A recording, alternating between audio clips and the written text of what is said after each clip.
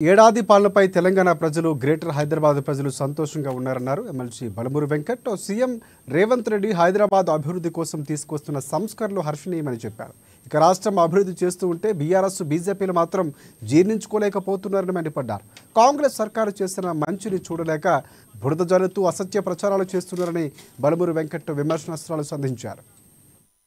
కాలం కాంగ్రెస్ పరిపాలన పైన తెలంగాణ ప్రజలు ముఖ్యంగా గ్రేటర్ హైదరాబాద్ మున్సిపల్ కార్పొరేషన్ పరిధిలో ఉన్న ప్రజలు చాలా సంతోషంగా ఉన్నారు.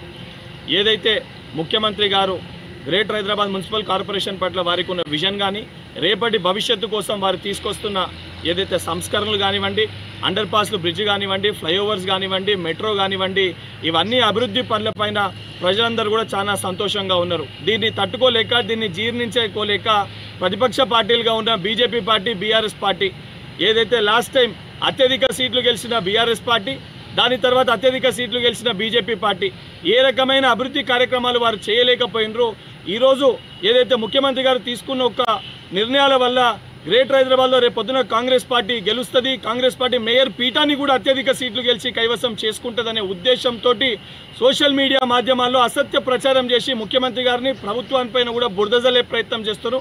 కానీ మాకు సంపూర్ణ నమ్మకం, విశ్వాసం ఉంది. ఏదైతే గ్రేటర్ హైదరాబాద్ మున్సిపల్ కార్పొరేషన్కి చేస్తున్న అభివృద్ధి పనుల పట్ల హైదరాబాద్ పరిధిలో నివసించే ప్రజలందరూ కూడా చాలా